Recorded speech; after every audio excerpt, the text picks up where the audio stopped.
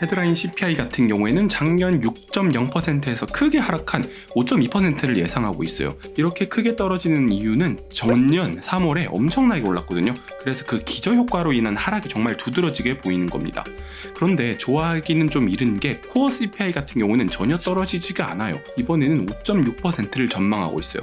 그러니까 코어 CPI가 헤드라인 CPI를 넘어서는 역전 현상이 일어난다는 말입니다. 아니 그럼 도대체 언제 잡힌다는 말이에요?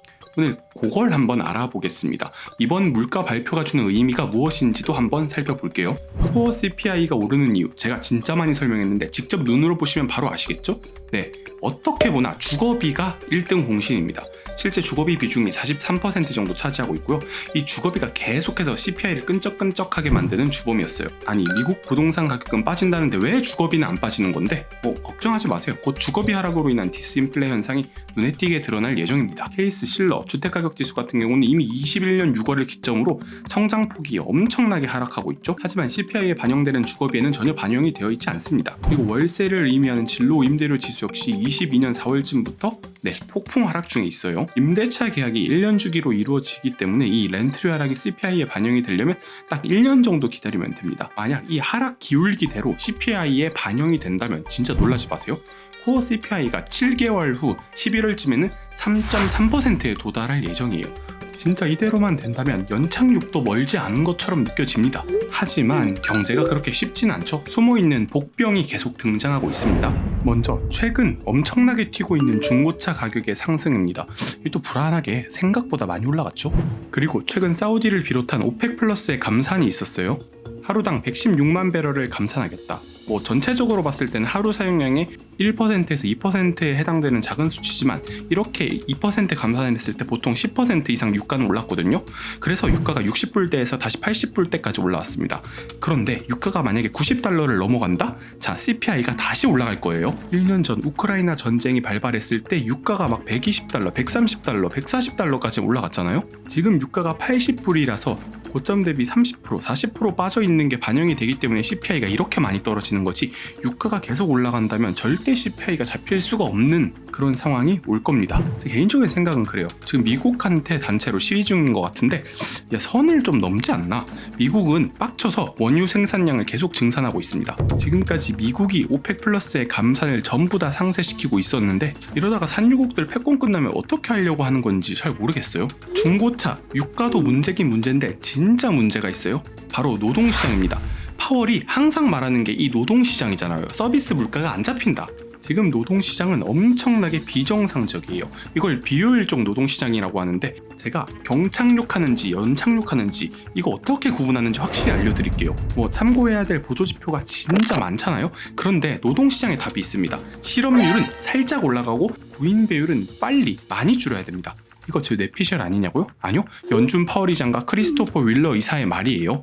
실업률 같은 경우는 지금 3점 중반대인데 4점 초반대까지 점진적으로 상승해야 돼요. 여기서 핵심은 천천히 올라가야 된다는 거예요. 로켓 쏘듯이 팍 올라간다는 것은 결국에는 경제 위기가 터졌다는 말이기도 하니까요. 그리고 두 번째 조건인 구인 배율, 구직자 1인당 일자리 수는 2까지 갔다가 현재 1.6까지 떨어진 상태입니다. 그런데 이게 1까지 빨리 와야 돼요. 아직 갈 길이 멉니다. 구인 배율이 왜 떨어져야 하냐고요? 구인 비율이 높다는 게 결국 뭘 의미하는 거예요? 1인당 일자리가 많다는 거니까 노동시장에서 공급이 없고 수요만 있는, 그러니까 계속해서 임금을 올려야 되는 상황이 오는 거예요. 인플레가 기승을 부리는데 임금 상승률이 높다면 계속해서 소비가 늘고 인플레이션이 지속되겠죠? 이거를 좀 더 심플하게 설명드리겠습니다. 경제학에서 베버리지 곡선이라는 게 있습니다.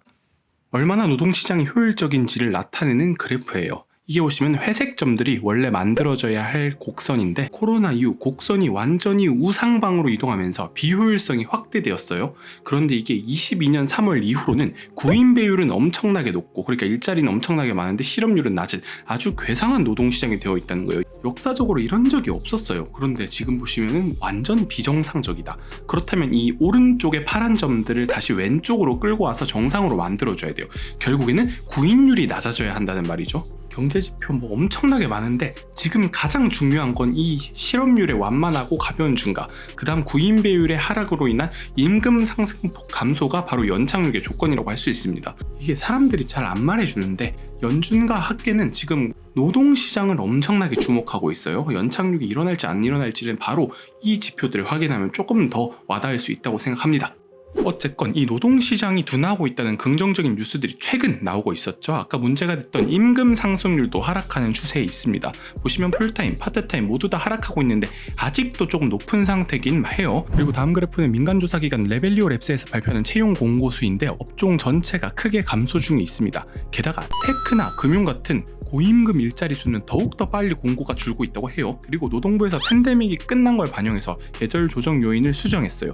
통계에 노이즈가 잔뜩 끼어 있었던 것 같은데 이걸 반영하고 나니까 실업급여 청구 건수가 잔뜩 늘었어요. 주황색이 개정된 수치인데 노동시장이 둔화하고 있다는 게 명백히 보여지죠. 나쁘지 않은 상황으로 보입니다. 누구는 이걸 경기 침체 신호라고 주장하는데 아직까지는 실물 경제가 받쳐주고 있기 때문에 은행이 막 미친듯이 빵빵 터지거나 나아가서는 대기업이 무너지지 않는 이상 이 정도의 노동시장 둔화는 꼭 겪어야 되는 예방접종, 열병 같은 거라고 봅니다. 지금 상황으로는 오히려 강하게 버티면 버틸수록 경제가 부러져 버릴 확률이 높습니다.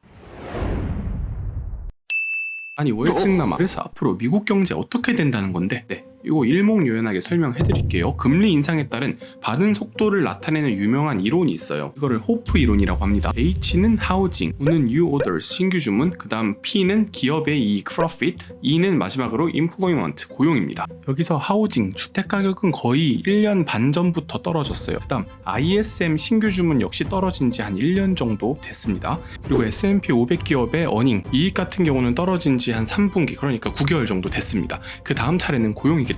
고용은 아까 말씀드렸듯이 이제서야 떨어지고 있습니다. 와, 진짜 지금까지는 호프 이론대로 착실히 진행되고 있는 거 보이시죠? 곧 고용이 둔하고 경기는 어느 정도 침체될 겁니다. 여러 지표를 종합적으로 판단해 봐야겠지만 저는 연착륙 충분히 가능하다고 봅니다. 최근에 은행 위기도 어느 정도 봉합되는 것 같고 물가 역시 잡히고 고용도 둔화한다. 그럼 진짜 골디락스도 꿈이 아니거든요. 만약에 침체가 오더라도 얕고 짧은 침체일 거라 생각하고요. 사실 하락장에 1년 반이 넘어갔잖아요. 지금 상당히 힘들어요. 속단하긴 이르겠지만 어느 정도 큰 변수나 위기가 새로 등장하지 않는다면 지금까지 데이터나 지표들로 봤을 때 힘들었던 하락장에도 이제 빛이 보이는 상황이 아닌가 싶습니다. 왜냐면 실적이 바닥을 치기 전에 주가는 이미 상승하기 마련이에요.